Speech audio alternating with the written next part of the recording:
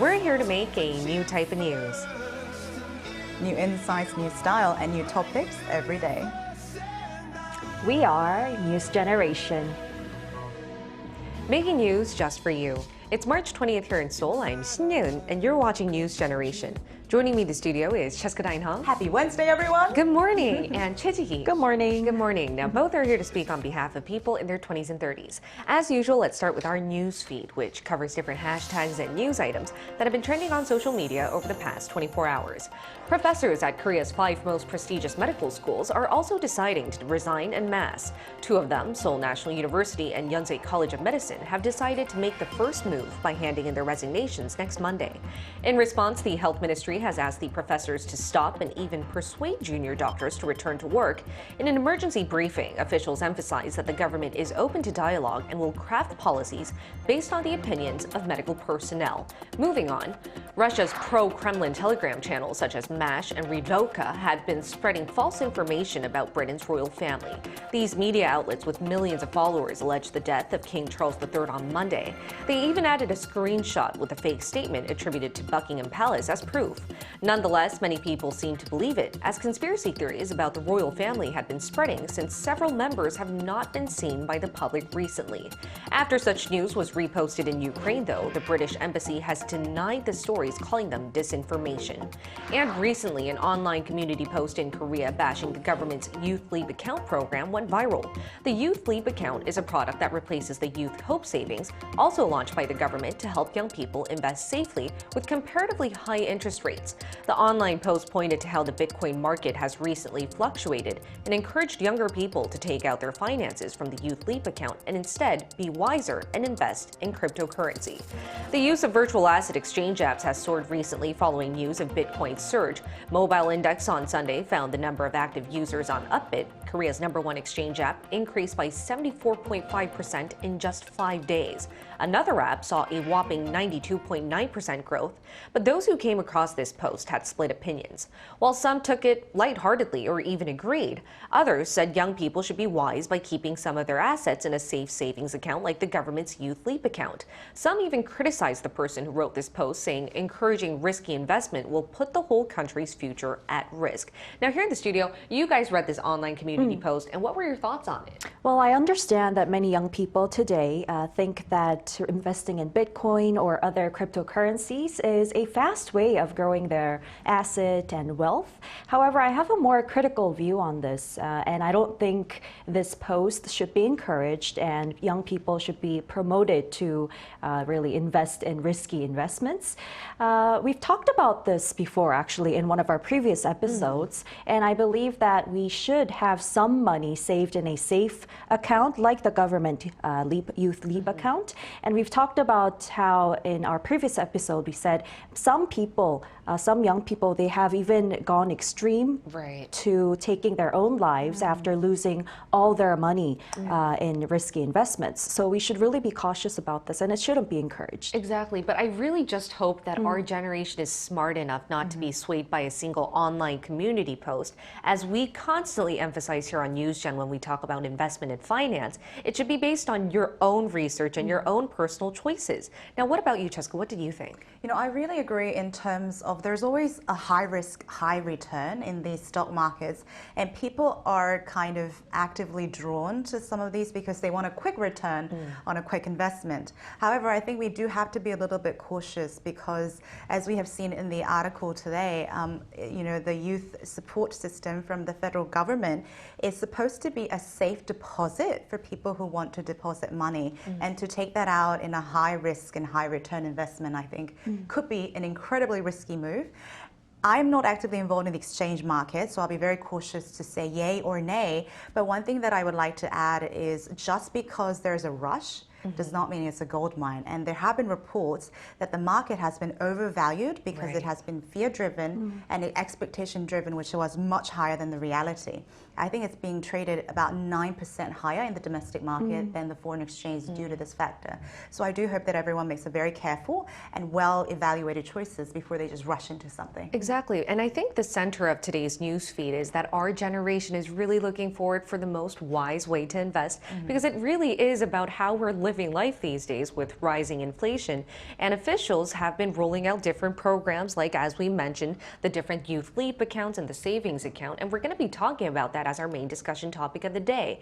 In particular, the city of Seoul has been rolling out various youth support programs recently. These are mainly financial subsidies or cash to help young people combat inflation and high food prices. And we're going to take a look at the different financial policies there are at the moment. And Chi, would you like to walk us through first? Sure. So there's the Seoul Youth Allowance program, which was first introduced in 2016. It's a program that really aims to support young people who've been unemployed or who are working under a short-term contract. And the program provides each member of this program an allowance of 500,000 won. That's approximately $370 per month for 6 months straight. And it goes to approximately 20,000 young people in the country and in Seoul, the capital area. And the allowance is really intended to support these young people to engage in different activities that will help them to develop their career. And the main requirement for this is that the people who receive the allowance should be living in Seoul, and they should fall below 150% of the median income. And also, they have to be those who are not employed for over 2 years after graduation. I see. Yes, and they age from 19 to 34. And that's how the South Korean government defines what a youth Yes. is. Now, would you like to elaborate on any other policies there are? Sure, there are additional subsidies that are run by the federal government to support youth effort, ranging from rent to job securement. So now let's take a look at the screen to see the actual details of these federal support system. So there are 3 main types. The first is related to employment. Now, in order to mitigate the wage gap between different sectors of jobs, this subsidy funds young people for a period of time for those working in small, medium corporations.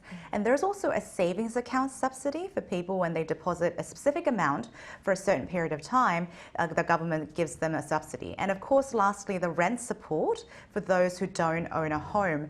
Now, there are additional local government funds that support interviews for jobs and blue-collar bank accounts. And the government has been very active in sort of supporting the youth in terms of providing these financial supports in various areas. But there seems to be surrounding debates towards it. We always talk about welfare policies and how the best way is to go. Right. But rather than just giving out cash subsidies, some people think that there needs to be better support in infrastructure. Yes. There's so many different surrounding arguments. So would you like to walk us through on what some of them are? Sure. You know, as with these kind of youth supports, it is extremely helpful for people because, as we have discussed, you know, I think it's always helpful to have something to kickstart as youth do not have any fundamentals or foundations. However, there have been some concerns about, you know, people who are actually abusing the system because it's a cash equivalent subsidies. So there have been articles that came out, for instance, using the cash for their own luxury dining experience and not really devoting or investing and actually actively seeking employment. Right. Now, as of 2023, there are about 50,000 young unemployed in Seoul, and there have been debates and concerns about whether they are voluntarily taking their time off and basking in the cash subsidies. So I guess on one end, some argue that perhaps a more hands-on approach and maybe perhaps a more, you know, on-hands training or employment counseling might be much more beneficial for these type of people. Exactly, because I do believe it'd be very difficult for officials to track down one-on-one whether the cash subsidy is being used in the right way, right? Any other surrounding arguments? Well, there may be some people who oppose giving actual money to help these young people, but then receiving cash assistance can actually be very beneficial in many cases because often young people may struggle to find a job while also struggling to pay the expenses for their rent or tuition and other education costs. And this can be very discouraging for these people, especially when the available jobs tend to be very insecure and often short-term as well. So some people believe that providing immediate financial support, such as these allowances, could be more helpful since since it would enable young adults to really concentrate solely on developing their career. And in fact, financial insecurity is the biggest or the most significant contributor to the insecurity that young people these days feel. Absolutely. So helping them with cash assistance is definitely the quickest way and the most straightforward way too, as long as they're used in the intended manner responsibly. You said it perfectly. I do think there needs to be a condition. I understand that it could be the most effective and quick remedy. And I feel that some people who actually use it for what the government is intending to do might feel like it's a bit unfair if they start taking it back just because a minority are exploiting it. But I do think that there needs to be a condition that it's not being exploited. And we asked our viewers what they think about government officials rolling out financial support programs for struggling young people out there. Take a look at the screen to find out what 3 of them had to share with us. Swordkeepsy said, in France, a significant amount of students regularly go to food distribution, so I'd say yes if it's necessary. It also gives more independence to the youth from their relatives, which can be very helpful depending on the situation. Leon Tio said, cash assistance can provide immediate financial stability for young adults who are facing economic hardships and helps cover basic needs. However, there is a risk of creating dependency on cash assistance, potentially discouraging self-reliance. Jiao Ki said, I definitely think cash assistance is necessary for young adults so that they don't get pressured into undesirable employment. But these young adults must also be actively seeking work. I think schools should teach commerce to students at a young age so they can hopefully be well off financially when they grow up. And I think these are all very legitimate and constructive feedback from our viewers. And to find out more on whether there are similar programs abroad, we're going to include a social welfare expert from the States. Stay tuned for our live interview.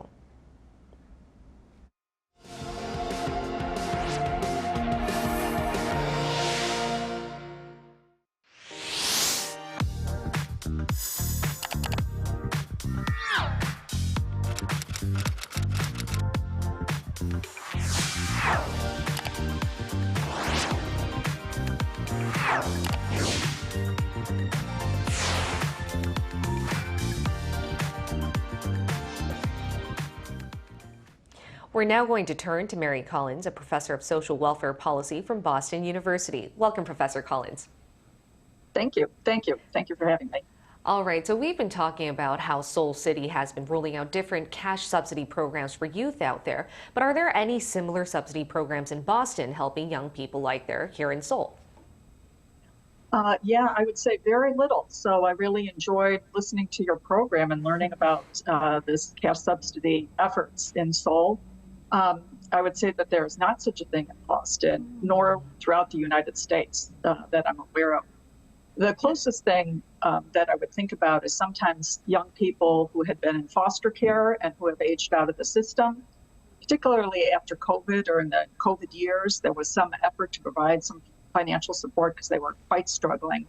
But even that has been somewhat turned off in more recent times. It is a policy idea that I believe is discussed around here and that many people would be supportive of for many of the reasons that you just pointed out. So it's definitely something that I would be in favor of. I think a lot of advocates working with young adults would be in favor of, not just for young people aging out of care, but for a whole larger population of young people with economic struggles.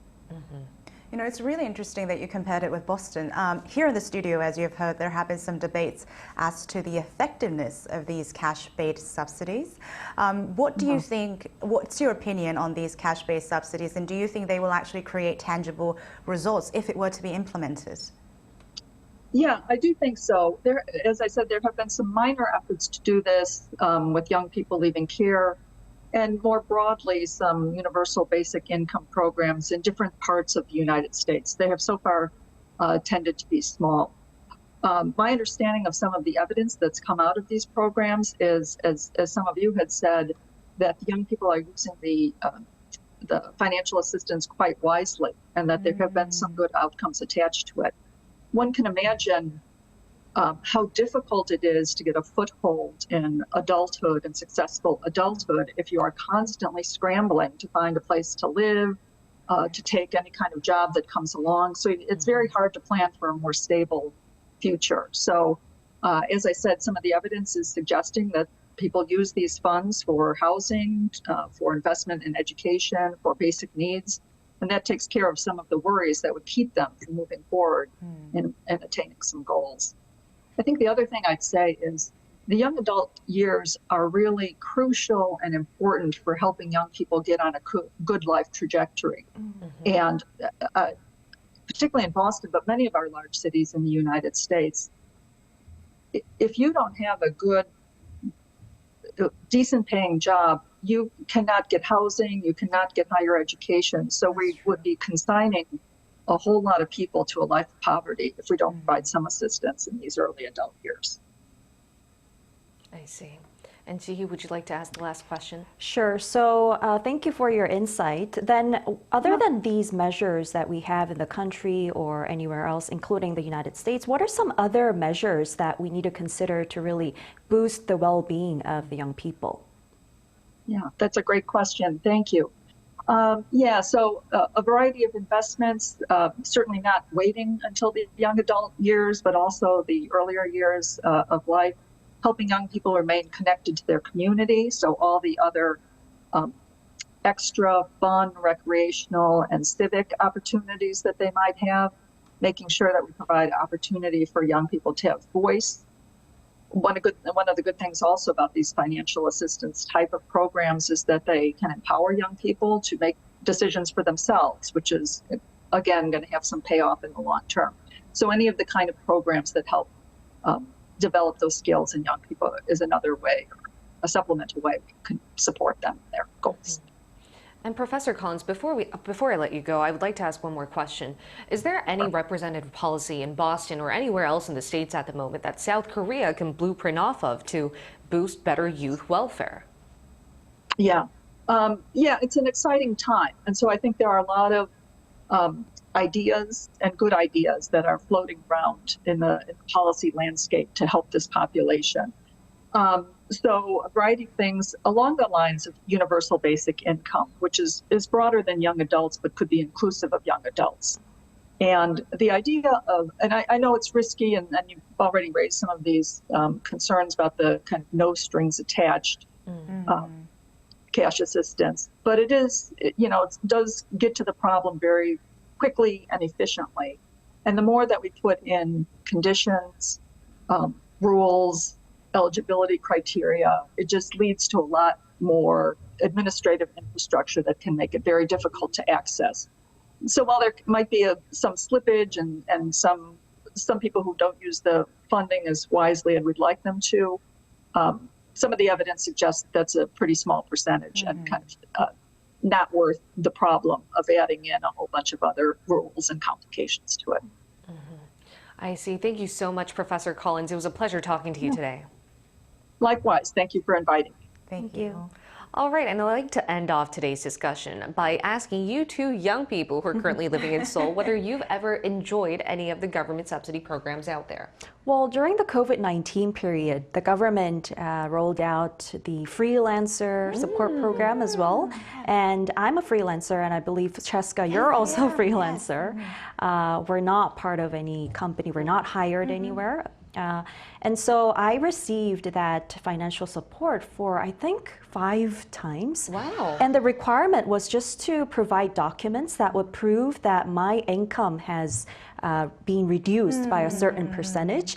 And so I used the 2 extreme examples to make sure that I definitely fell into that requirement and received some freelancer support. And did it help you? It helped me. And what about you, Cheska, as a freelancer? Were you also aware of this? I absolutely did. And I just wanted to add what the professor said. Having that subsidy during a very difficult time did give me the emotional and also the physical stability that I wasn't getting during those times, because not only because I was a freelancer, but as she mentioned, it's very hard to do quote unquote adulting when the basic needs and necessities are at risk.